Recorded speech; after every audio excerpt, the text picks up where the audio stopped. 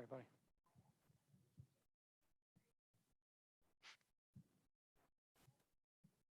buddy. Good evening. I'd like to welcome everyone tonight to our first seminar after the summer break. It is fall, families are back in school, and our thoughts are heading toward perhaps college and what am I going to do with my life and how are we going to pay for it? So tonight's seminar speaks directly to that. As I welcome you, I do need to direct you to our disclaimer slide. Corey, if you would be so kind. Just some legal jargon for you to peruse if I start to bore you. Also, please note that you'll have a response card on your table. If you'd please fill that out with your thoughts, we'd love to know just what you're thinking and what you're interested in hearing about as we craft our seminar series. And for those of you at home on Zoom, tomorrow you should be receiving an email with a response card electronically. And if you don't receive one, please let me know because I think I set these things up right, but it's nice to have a little confirmation. Also, friends on Zoom, there is a Q&A feature that will keep your questions anonymous. So don't use chat, use the Q&A. And at the end, when we have questions and answers, I'll come around with a microphone. Our friends here live will not necessarily hear a speaker, but the microphones are necessary for questions. So if you have questions here, I'll come by and ask you to speak into the microphone so that we can capture it on the Zoom. All right, so I'd love to welcome our friend Dan Bissig. For over 15 years, he's been the founder of College and Beyond, and he's been providing timely advice to parents and students about everything related to the college process and how to find college scholarships, guiding students on career identification and college selection, reviewing applications and essays, keeping students on track with admissions and deadlines, reviewing financial aid, and so much more. I need you to parent my children, Dan. Dan is on a mission to help his students attend the right college at the right price and pursue the right major or career path so they can graduate right on time. Thank you and welcome, Dan. All right, thank you, Joy. Well, folks, it is great to be with you. We're going to talk about my favorite subject, which is the college process. And specifically, what I have discovered are the 7 costliest mistakes that families make. Plus, I'm going to throw a couple of bonuses in there for you, if that's okay. So welcome to everybody that's here. For those of you that are watching on the TV, thanks for being with us tonight as well. Super duper excited about this. And so let's dive in here, okay? Just a little bit of information, and I'll just continue with what Joy had already said here. The one other thing that I will mention to you is I work with families not only here in the greater Cincinnati area, but also internationally as well. In fact, I helped a young man from Japan this last year get into UMass Amherst. I'm working currently with a young lady that's in India. And I am busier than anything right now because my seniors, of course, are applying. They're starting to get their essays finished, and I review just a ton of those types of things at this time of the year. But I also will tell you that I co-authored a book called The College Entrance Game Plan, Your Comprehensive Guide to Collecting, Organizing, and Funding College. So that's a little bit about me in addition to what Joy did already. And that's what the book looks like. It's actually available on Amazon.com if you're interested in that. But here's the thing, just a quick reminder. Feel free to ask questions. I've got on here the chat box. For those of you that are online, you can do that. For you here, feel free to ask questions as we're going along, or if you want to wait until the end, it's totally up to you. I'm really flexible on that. All right, you know what, folks? College is a bunch of choices. By the way, that's the name of my next book. But it's a variety of choices that have to be made. And moms and dads, you guys can relate back to when you did it. But let me tell you, the rules of the game have changed. I mean, they really have. It's pretty amazing what's happened out there when it comes to college, when it comes to the price tag, when it comes to all kinds of things, in particular with the admissions process. And so again, tonight, what I hope to do is to take away some of the stress and anxiety by telling you the biggest things that families do wrong and how to avoid them. All right, so mistake number 1 is waiting too late to calculate your EFC. Now, what the heck is an EFC? Well, that is your expected family contribution. And just so that we're all clear on that, that is the dollar amount that the colleges are going to tell you, mom and dad, that you should be able to write a check to send your son or daughter to college, no matter whether it's a community college or whether it's an Ivy, doesn't matter. It's a dollar amount. The thing that's shocking about it sometimes is that families thought, hey, we kind of have an idea as far as what we can pay for college, but then they see the number and they deal with the shock and awe that comes with it. And so, it's important that you actually calculate this as soon as possible. And so I want to break this whole thing down because I want to help you understand what it's made up of. So the first thing is the parent's income. And notice it says the adjusted gross income less an allowance. So I want you to think about this for a second. On the front of your tax return at about line number 22 now, it used to be easy. It was at the bottom of the page, but it's line 22. They're going to list what your adjusted gross income is. And depending upon your circumstances, it's going to then help to determine where you're at. Then we move into the parent's assets. Oh, by the way, just one little side note on the adjusted gross income. There is an allowance that they provide, and that allowance is based on the number in the household and also currently the number of students that are going away to college. And that's important because there's some big changes that are coming here in the future. Parents' assets. Notice it says non-retirement assets, and that's important that you know that.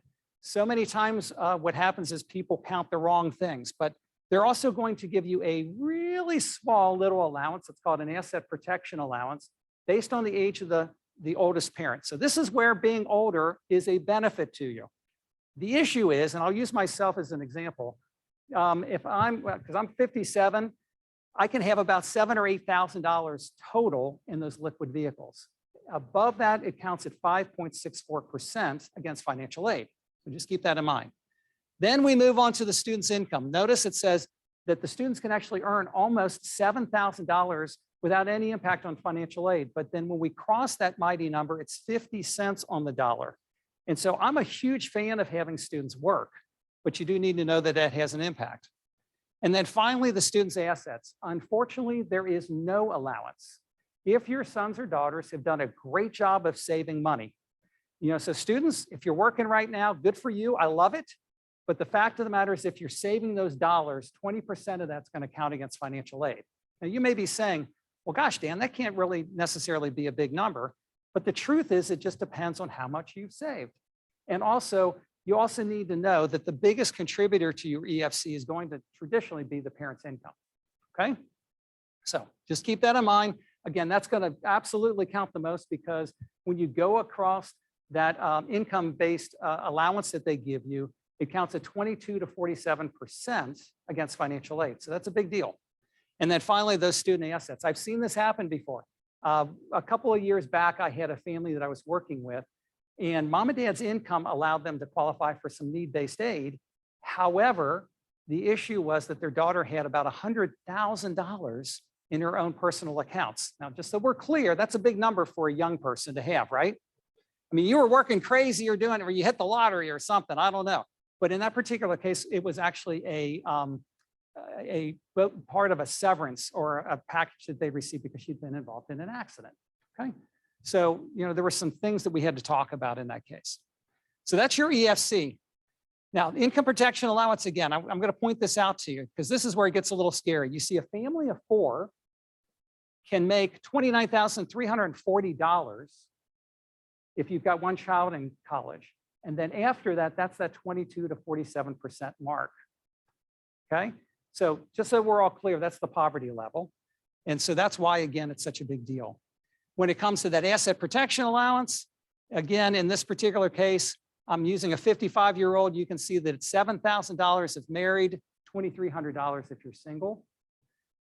And that's why I truly believe that the reason that you want to talk about this is that you need to calculate your expected family contribution ASAP. I mean, you really do. You need to understand this number. You don't want to put yourself into this unflattering situation that happens in the spring, traditionally of the senior year, where you suddenly have applied to all the colleges, you've applied for financial aid, and lo and behold, you get this nasty letter that comes in the mail or this nasty email that comes in that says, Mom and Dad, congratulations, you should be able to pay 100% of this college that your son or daughter is going to.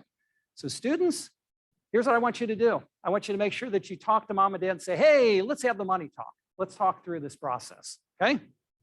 Any questions about that so far? Are we good? Yes, sir. So just having not done this before, you're saying this is like when we're looking at college tuition and all that stuff, you're saying that every college has this mechanism, this EFC mechanism. Is that right? What I'm saying is that every college is going to expect you to pay a certain amount based on what your EFC is. So when you run this number, it's universal, whether it's for applying to a community college or to an Ivy, it's the same dollar amount. Oh, so it's a standardized at standardized every dollar university. amount. Yep. And then that's what they take off of tuition based on your EFC. So Yes. you take tuition minus EFC gets your net payment. Yeah, and let's use more than just tuition. It's referred to as cost of attendance. Sure. Minus expected family contribution. If there's a gap there, that's what equals your financial need. Yes. Okay. Yep. Cool. Yep. Yeah. Thanks for the question. All right. So you want an easy way to run your EFC? I'm going to give you an illustration here. This is an option that actually is on my website. It's called a college money report. And it's the ability for you to actually go to the website. And when you click on the very first page, it's got this get started button that's right down here in the corner. Oops, sorry. And that get started button, if you click on it, what it will do is it will allow you to run your expected family contribution to take away all the mystery.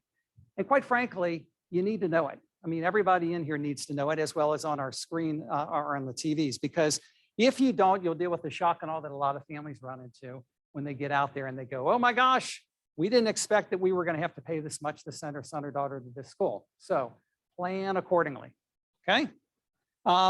Number two mistake that I see families make is believing that all financial aid is free money. Now, believe me, I wish that were the case. I wish that everybody could get as much free money as possible. And of course, when I'm talking about free money, I'm talking about scholarships and grants. That's the free money. But unfortunately, what we're dealing with is the fact that the bulk of financial aid actually looks different. So here's what we're going to do. We're going to talk about the two types that you can receive. The first is gift aid, and that's what it's referred to. That's the scholarships and grants. We love that kind of money, okay? The next part is loans or employment. It's also called work study. Maybe you've heard of that, where a student can get a part-time job on campus. It gives them the ability to get a little bit of extra spending money. And traditionally, you know, it's just a couple of $1,000s that they're earning. But sometimes those jobs can be pretty sweet. It could be that you're a information person at the library, or maybe you're sitting at the desk at a dorm, or working in maybe the cafeteria or something like that. But these are the two forms of financial aid that are out there. And that's why you need to know going into it how the financial aid is going to be offered, or what it's going to look like when it's offered to your students. So here's the other thing that you need to know. And I want you to look at this chart pretty closely. What's the biggest chunk of money that you see on here? Loans. That's exactly right. And so that's the unfortunate problem that we're running into. And of course, college loans are in the news right now. They've been in the news really the entire year, but they just enacted this whole thing with this $10,000 or $20,000 payoff.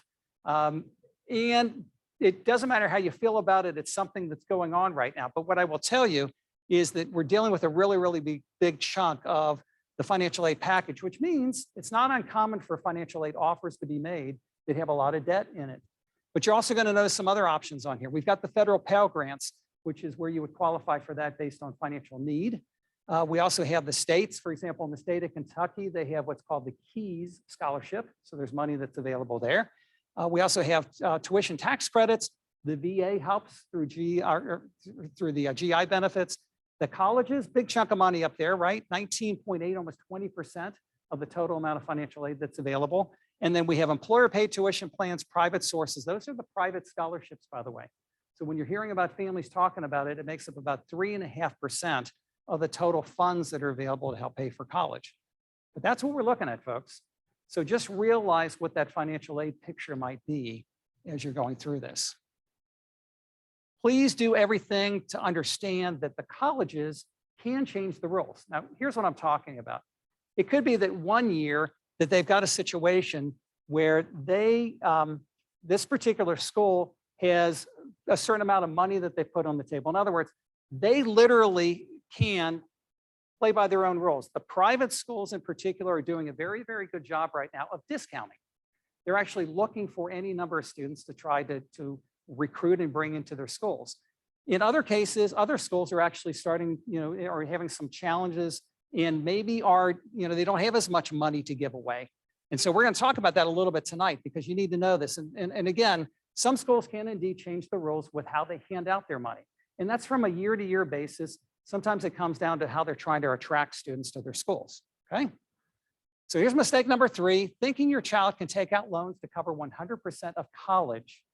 Now, the reason I bring this up to you is because every year I have families in the spring again who are sending out an SOS. They're going, Dan, what are we going to do? We didn't plan for this. And so they come in and they say, well, we always told our son or daughter that college was on them. We took care of them through grade school, middle school, high school. Now college is on you. Well, the problem with that is that there's only a certain amount of money that your students, so students, when you're thinking about this, when you're thinking about how you're going to pay for college, you have to know that there's limitations. And so I'm going to educate you about this. As a freshman, it's $5,500. As a sophomore, it's $6,500. Junior, $7,500. Senior, $7,500. And if you go one more year, 5th year, by the way, the national average is 5.5 years to get through college, by the way. Ouch, right? That's scary. But it's a total of $31,000 plus the interest that's charged on those loans. Now, the only exception to this is if mom and dad, you apply for a Parent Plus loan and you're turned down. And in that particular case, what we're looking at is $4,000 extra for the freshman and sophomore year, $5,000 for the junior and senior years, okay? That's it. Now, the key with this is that means the student can take it out without a job, without a credit score, and the most important part, without a cosigner. And so, when you're thinking about whether or not you're going to have your student participate in college and paying for college, this is one way that you can do it.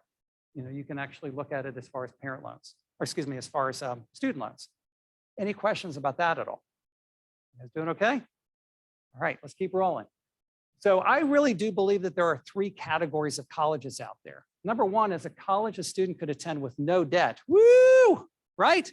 We want them to go to college with no debt if we can, right? Students, you don't want to have any debt if you don't have to. There's also colleges a student could attend with reasonable debt, and I want to define reasonable to you. The way I define it is that they're not going to take out any more than 1 times their future earnings in the first year in debt than they're going to have. So what that means is if you're going to graduate and you're going to make $45,000 in income, we don't want you to have anything more than about $40,000 or $45,000 worth of debt. Okay, makes sense? And there's a lot of reasons for that. Mom and dad can talk to you a little bit more about it. Plus the folks here at Wealthquest can educate you about that. But we don't want to put you into a bad situation. And then this is the bad situation. A student attending a college where they have to take out excessive debt. I'm going to give you the best example I can. I had a family a few years ago who got referred to me after the fact of their kids going to college. Their son had gone to a school, ironically, locally. It was a private school to the tune of $256,178. I burned that number in my brain, $256,178. Here's the worst part. So it took him 5 years to get through college, and he had a sociology degree and a criminology degree. Okay, now think about that for a minute. Could you ever rationalize that much debt to do those 2 careers? Maybe if you own the police agency, or I don't know. I mean, I couldn't believe it. To become a doctor, to become a lawyer, an architect, yeah, maybe you could, but not in those cases. So please, please, please do everything that you can to limit debt, okay? Now, don't forget this whole loan forgiveness program. I put it in here because I wanted you to at least understand it. It's looking backwards, just so that we're clear on this. And the key parts about this is it's an income of $125,000, or if married, it's $250,000 per year. Pell Grant recipients are going to qualify instead of $10,000 for $20,000 worth of loan forgiveness. All right. And the other thing that they're doing is they're, of course, extending this whole pandemic era pause in payments, which means it's just sitting there percolating. Okay. It's still there. It's just the fact that there is an interest being charged on those loans right now. But once it kicks back in, and it eventually will kick back in, then we have to deal with that. All right. So just keep that in mind.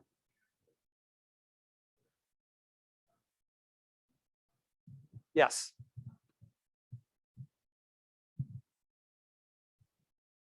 Yeah, David, thank you for bringing that up. You're absolutely right. It's based on July and back. That's what they're doing is they're basing it off of these old loans that have been taken out.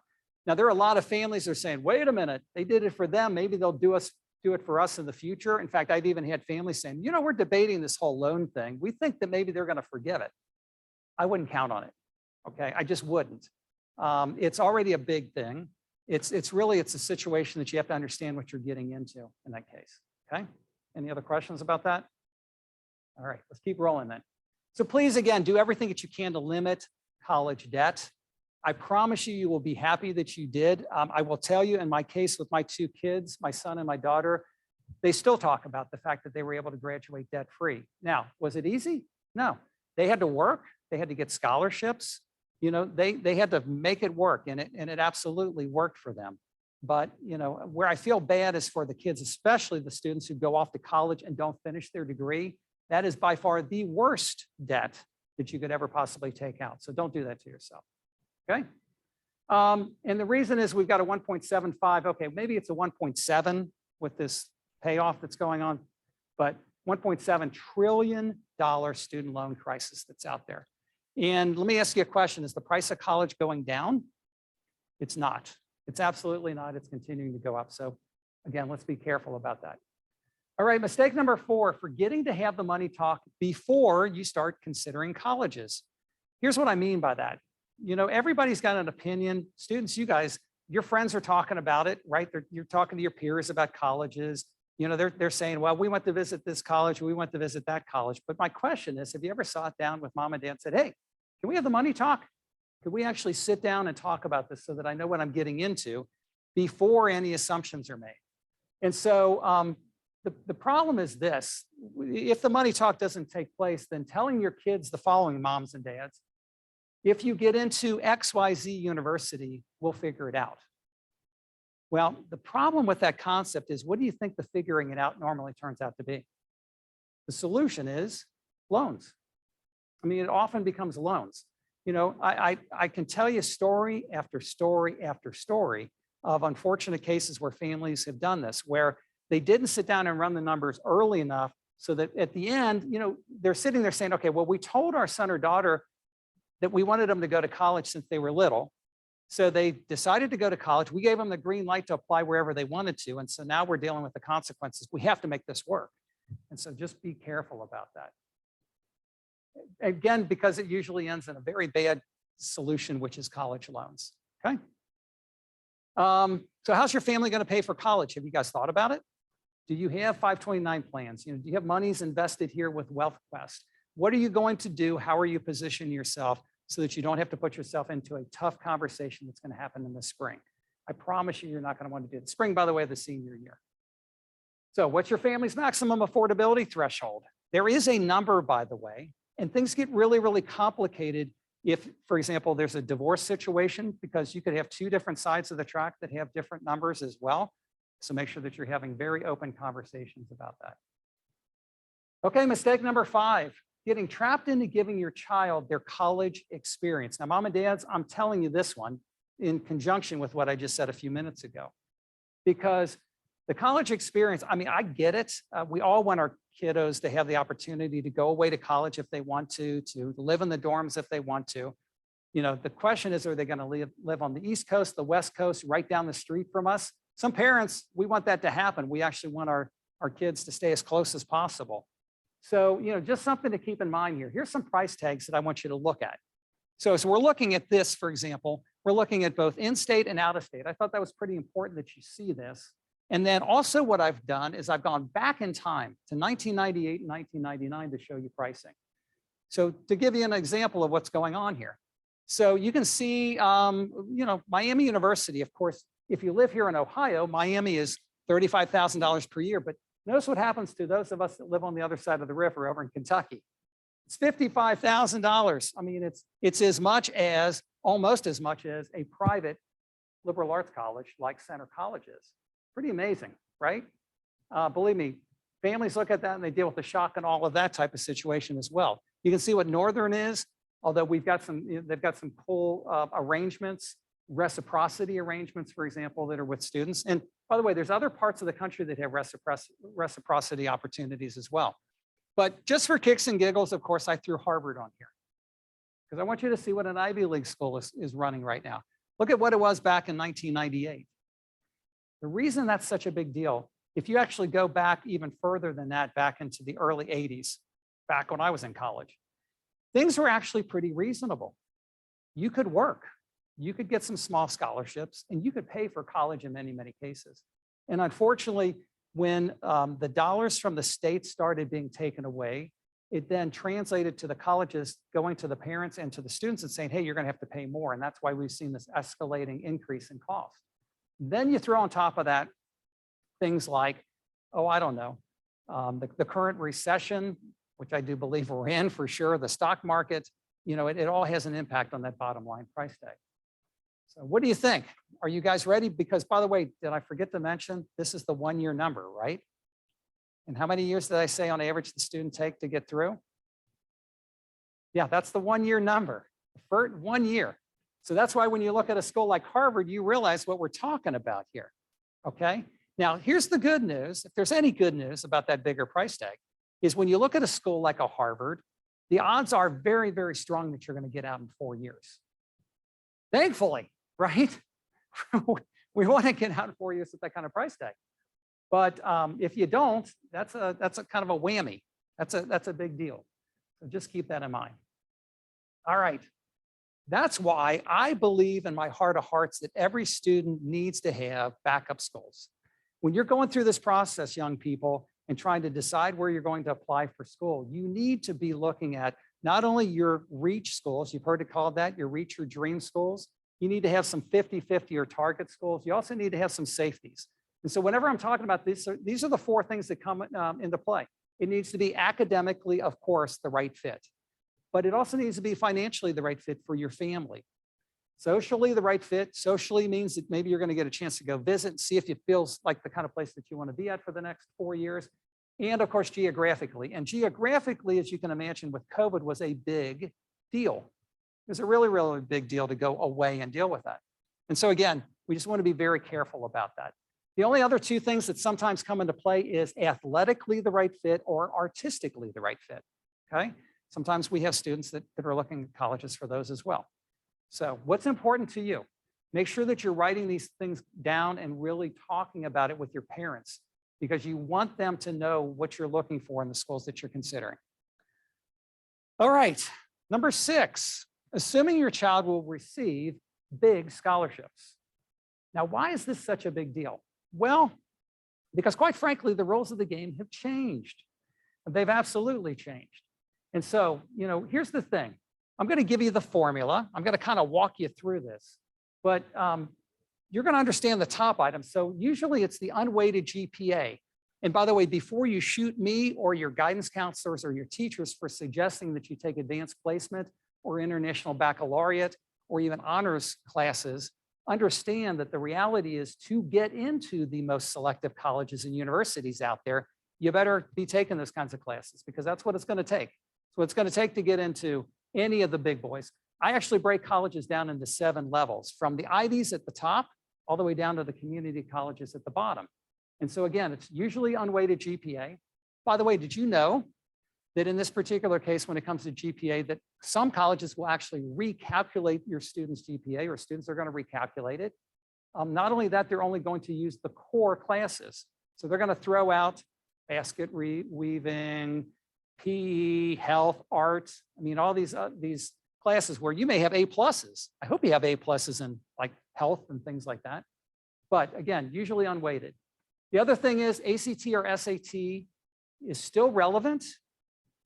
It can help you students if you're trying to apply for those more selective colleges. However, we're also in a very, very unique time in the college life, the best time in 16 years over the last 2 years because of this thing called test optional. Now, you do need to know that there are still colleges, or excuse me, there are still students submitting their test scores to the colleges to get them an edge up. You know, think of it's all these different things, because if you're doing test optional students, what that means is that they're going to really hammer the rigor of your coursework, your extracurricular activities, your essay, your letters of recommendation. all those pieces of the puzzle are really, really going to count if you're not submitting test scores.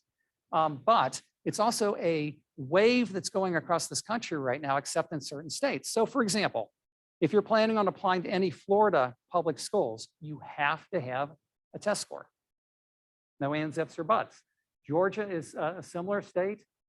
There are specific schools. MIT has gone back to it. UNC Chapel Hill has gone back to it. So you have to do your homework and make sure that you know what the schools are looking for.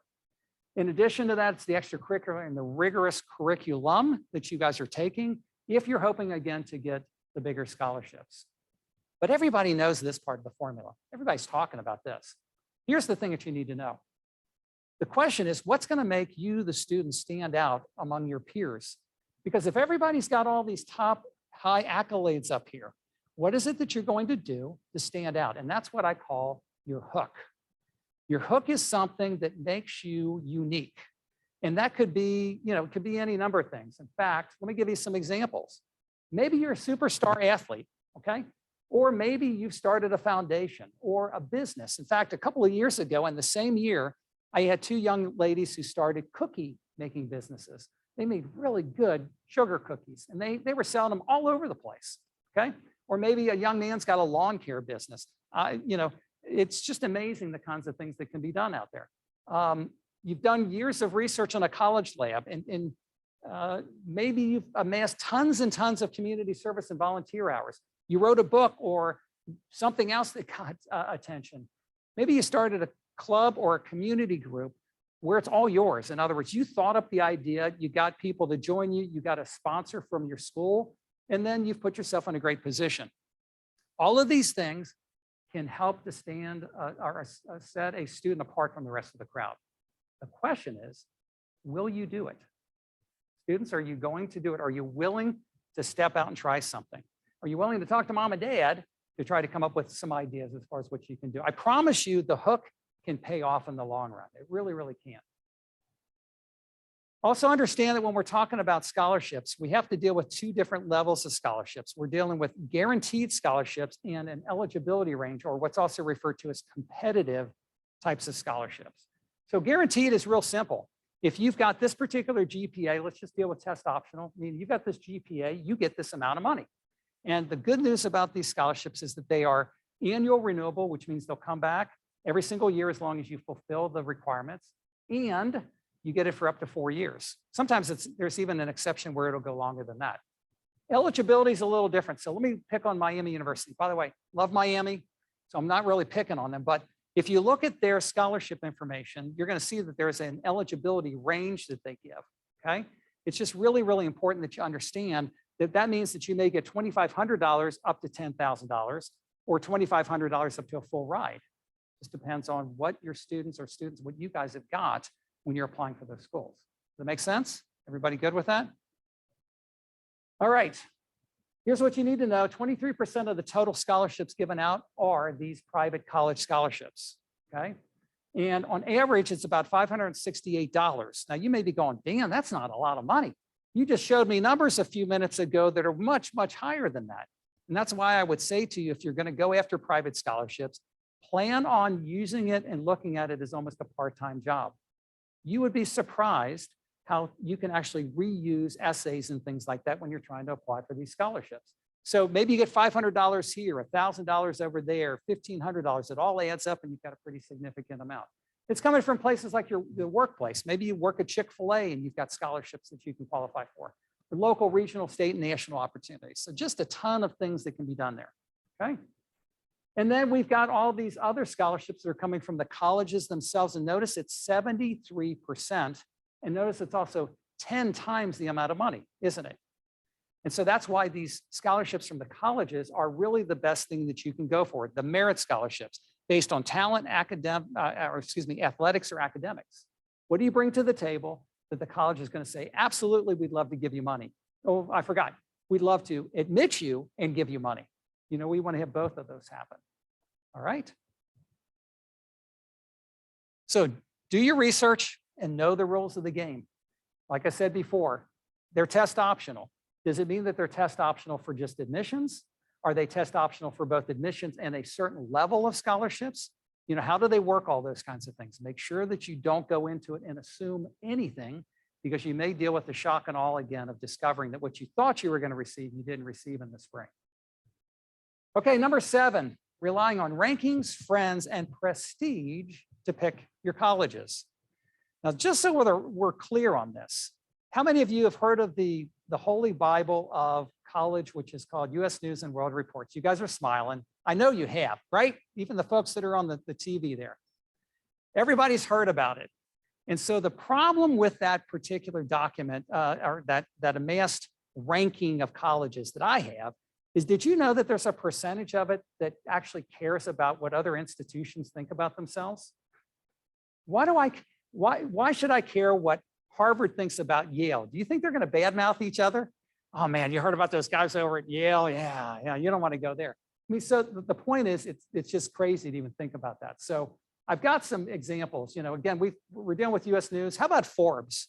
Forbes is a little different. In fact, I'm going to educate you tonight. I'm going to give you some ideas of where you could possibly go with this whole process. And so here's the thing. There's the U.S. News. See, there's the peer reputation. Look at that. It makes up 20%. 20% of the ranking is U.S. News. Their faculty resources is 20%. Financial resources. How about this one? Financial resources per student is 10%. Shouldn't it be a bigger number? Shouldn't I care as a family that school is going to give my child more money potentially? 45% are these other options that are down here, which is important things like, how about graduation and retention rates, right? And then there's social mobility. I have no time for that. Let me show you this other one. So here's the other one, Forbes ranking, a little more focused, a little easier to understand. So they give you, here's an idea. How about alumni salary? In other words, how are our alumni doing after they graduate? Makes up 20%. The student satisfaction, in other words, how happy are the kids going to that school? Makes up 20%. The American leaders makes up 15%. Others, what they're saying is how many folks that went to this particular school have gone on to be, big time leaders. Debt is 20%. On-time graduation, there's a novel idea, right? That makes up 12%, 12.5%. And at the top, academic success makes 12.5%. You see why I like this better? And that's why I would suggest to you, while I don't have a lot of time for rankings, I think if you're going to lean on any rankings, at least use Forbes rankings, because it's a little more realistic versus all these guys talking at the coffee. Yeah, you're going to vote for us? Well, we'll vote for you. Okay? Important that you know that. Please note, the higher a college is ranked, the lower your students' chances of receiving merit aid. Guaranteed. Okay? Notice I'm saying merit aid. I'm talking about the money that they're earning based on the great things that they're doing. So students, you guys are busting your keisters right now in school, doing everything that you can, trying to get this merit money. You should be rewarded for your hard work. And also know this, college rankings are a judgment call by somebody, right? Somebody had to put this whole thing together. In addition to that, what if your selection criteria is totally different than what they're using in those rankings? Just because a college is highly ranked, by the way, does not mean that your student is going to thrive there. It's very possible that they may go to that college. In fact, this happened to one of my students. He drank the Kool-Aid. He went away to a college on the West Coast, as far away from his family as he could possibly get, which was a mistake, number one. Within the first few weeks, he was the loneliest kid from Kentucky in California. And I'm getting SOS emails that are coming in. What am I going to do? What am I going to do? What am I going to do? I made a mistake. What am I going to do? So please understand and have these kinds of conversations, okay?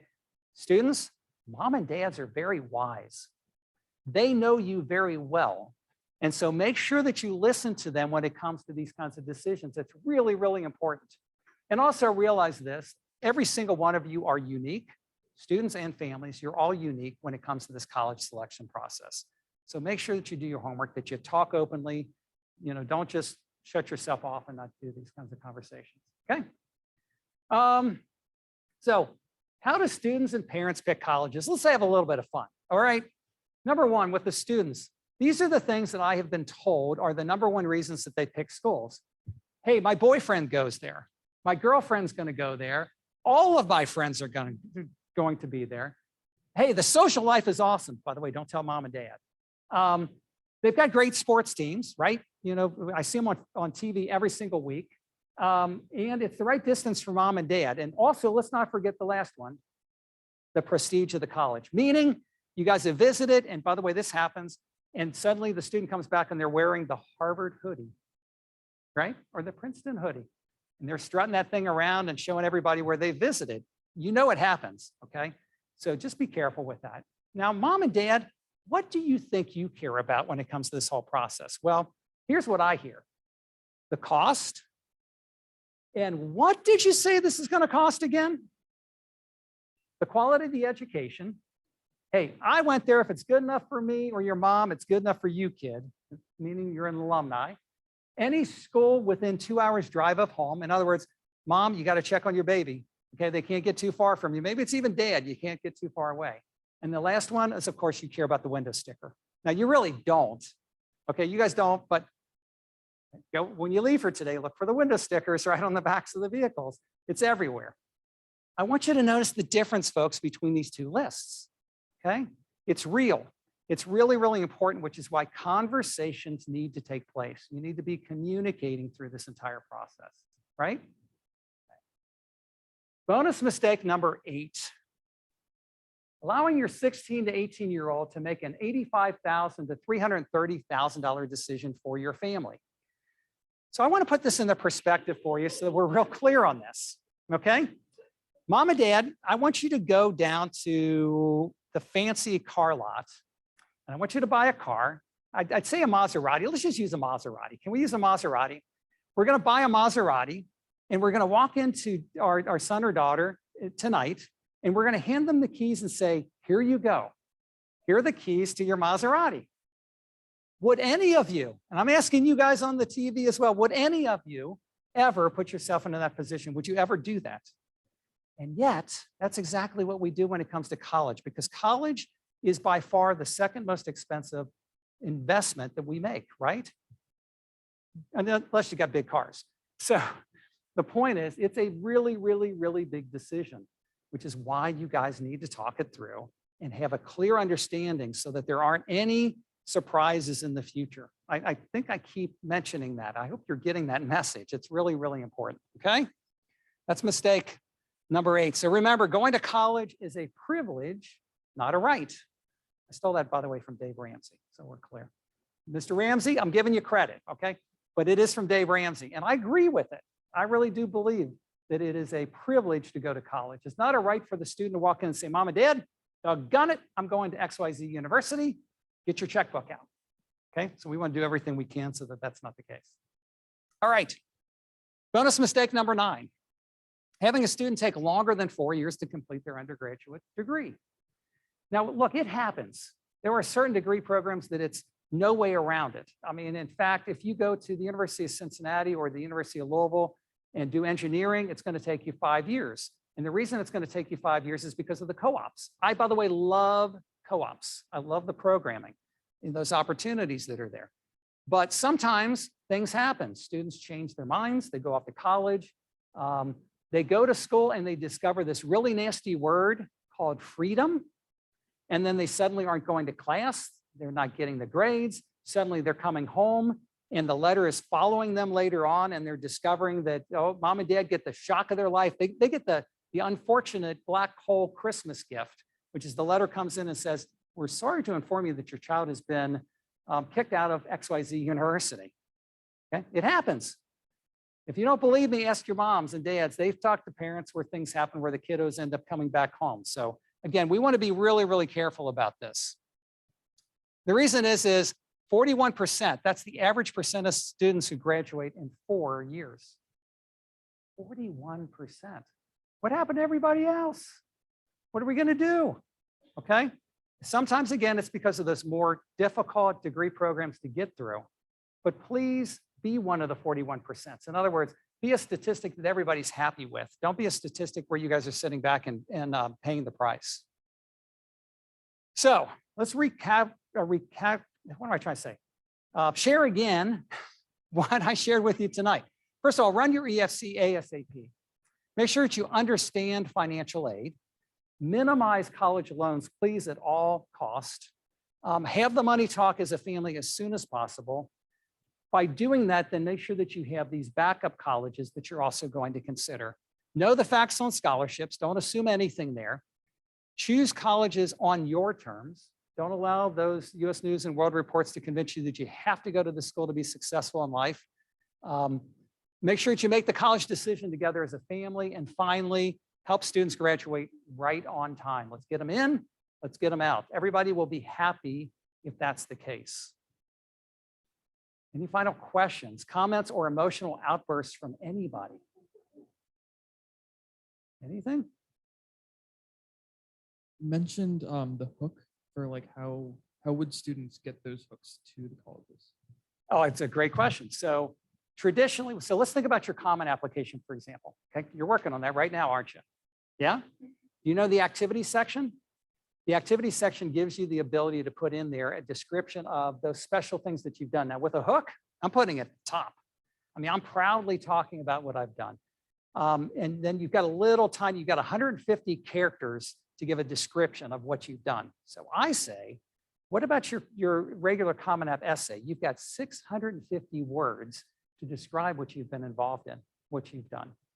That's a great opportunity. The other thing is you may or may not have recognized this, but underneath the Common App essay, there's another section. There's 2 additional essay spots that they give you.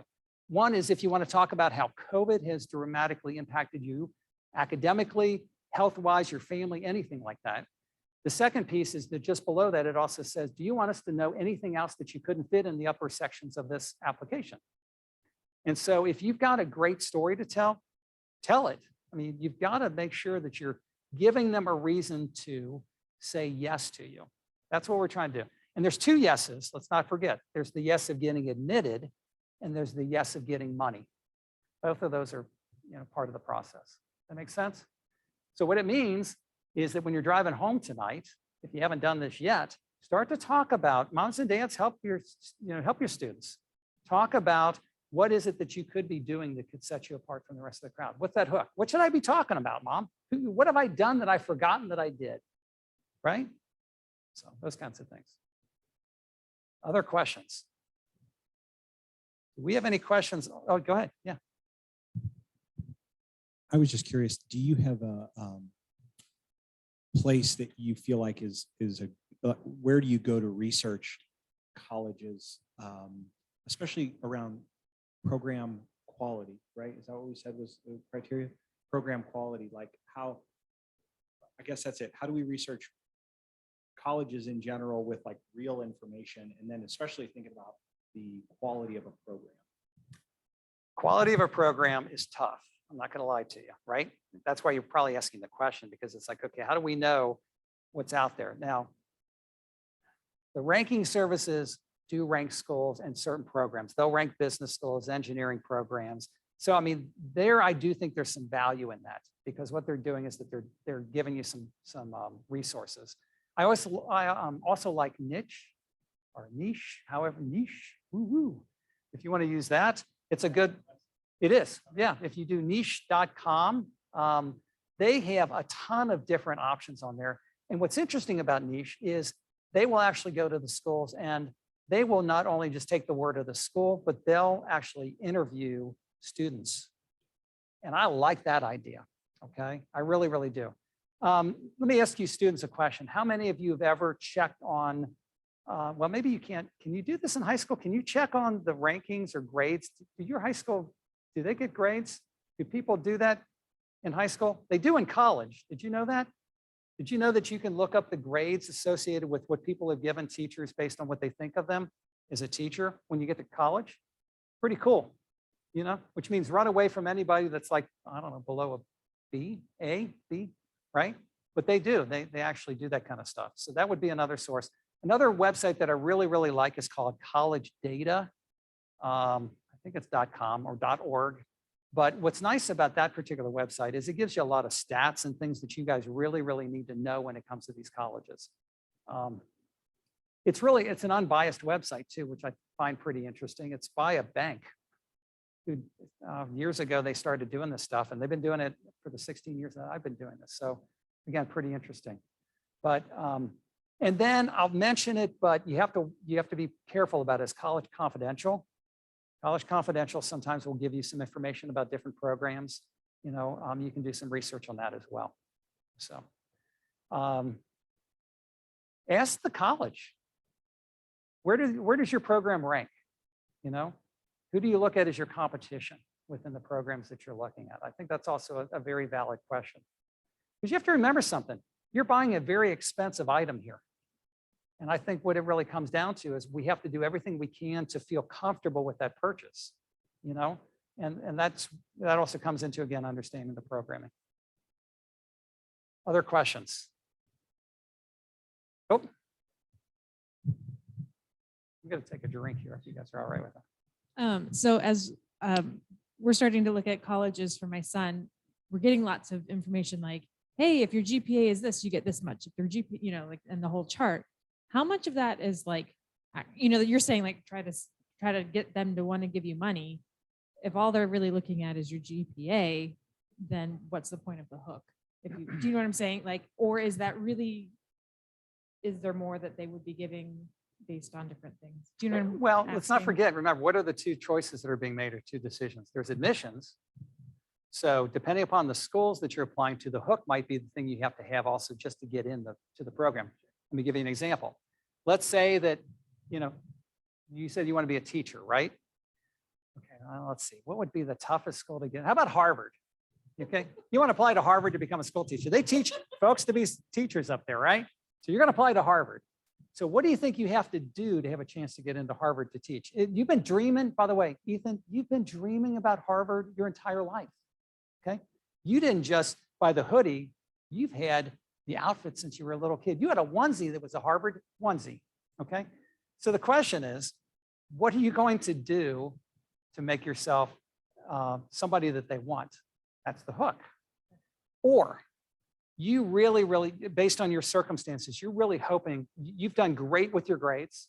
You've got a really great test score. You're really hoping that you're going to be considered for some of those top scholarships that they have. And then you realize, oh my gosh, to get that top scholarship at that school, I have to have something that's going to be a hook that's going to make me stand out. Because I can't just get in there and talk about my grades and this. I have to tell them why I'm a good candidate for that school. That's the hook. Does that make sense? Yeah, and partially just wondering, when I see those, is that what I'm expecting, or are there other scholarships above and beyond what they have listed on those? Well, there could be. So it depends on the schools. And that's, by the way, that's a whole nother presentation. We can do some time maybe. Because you have to know that for some schools, it's black and white. They'll literally give you a chart and they'll show you what's there and that's what's available. And by the way, Miami does that. Miami has a really nice chart that they show you exactly what you're eligible for. Yeah, with the rank, that's right. It's got an eligibility range. If you go across the river to Northern Kentucky University, they've got a chart that they do the same thing on. There are other colleges that don't tell you anything. We offer scholarships. We offer the presidential scholarship, the trustee scholarship. They don't tell you anything. And all you know is that you've got to apply and hope that you get it. Here's the other thing that you have to know about scholarships. Sometimes it's just your main application that you submit that will qualify you for scholarships. In other cases, there's a totally separate application process that you have to go through. A brand new essay, brand new letters of recommendation, all those kinds of things that might have to be done. So it just depends. And by the way, let me give you one more, because I love the hook, by the way, if you can't tell. The other thing with the hook is maybe there are scholarships out there that have nothing to do with the colleges, but you've got a hook that sets you apart to be able to apply for those things, you know, so anyway, that's my advice. Yeah. Okay. Any other questions? No? I have a question. You do? I do. This last summer, I encountered someone who was a fencing teacher, and they said there's a lot of college fencing scholarships because it's not a common sport. Do you have is there a list of things like that that you know of? You could go to the NCAA website and absolutely do that. And in fact, you know, so it's interesting when we're talking about athletic scholarships. Actually, here's a question for you all. What do you think the #1 scholarship for females is a sport? What do you think it might be? What would you guess? the amount and also the most prevalent, the biggest opportunities percentage-wise of getting scholarships. No, what was it? Nope, not golf. You guys ever like going to Montgomery and Boathouse? Do you know below it? Yes, it's crew. It's rowing. It's 22 or 23% is the percentage for, excuse me, no. I'm sorry, I'm mixing guys and gals up. It's 55%. 55% is the scholarship opportunity for female crew members, 55%. This last year, I had a young lady who got a chance to go to North Carolina, UNC Chapel Hill, and she's on crew, full ride, full opportunity there. Guys, what do you think it is for the guys? What do you think? Any ideas? It's also rowing. It's crew. That's where the 22% comes in. Now, everything else is single digits in most cases. The only exception to that with the women, women's hockey, believe it or not, is a double digit. Okay, I know, right? Ready to strap on the thing, put those pads. We're going to put you behind the goal. Oh, knocking that stuff out. Yeah, women's hockey is the other one. So anyway,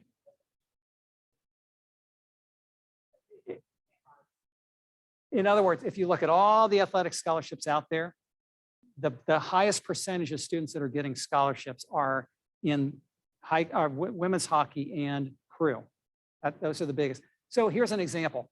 Of all the girls that go and play soccer, it's like 1.5% that get a scholarship. Does it make sense? Yeah. Sorry, I probably didn't do a good job of explaining that. They did, over half. Yes, absolutely. Yeah, right. Well, and back in the day, let's not forget that there was a time when it was the oboist that was going to get the money, but then everybody figured that one out and suddenly they had a gluttony of oboists. It's really true. It really, really happened. So anyway, any other questions? This has been great. I love this stuff, if you can't tell. So Joy? Thank you very much, Dan. I'm going to kick my children in a boat on the Ohio River right now. Hey, and thank you for calling me wise as a parent. You Kids, are I hope you're at wise. home listening. Yes. I think I'm going to miss the good old days when my hardest job was trying to coach them to make a wise decision in the cereal aisle. So Yes. just another example of how life can be ridiculously complicated, and we need good advice from wise advisors. So thank you. Yeah. Thank you all for joining us. Thank you at home for viewing. There's recordings of this that will be available on demand. Contact us if you have any questions. Please feel free to contact Dan or your advisor. That's what we're here for. We love Great. having these conversations. And we'll see you at our next seminar. Thank you. Thanks, everybody.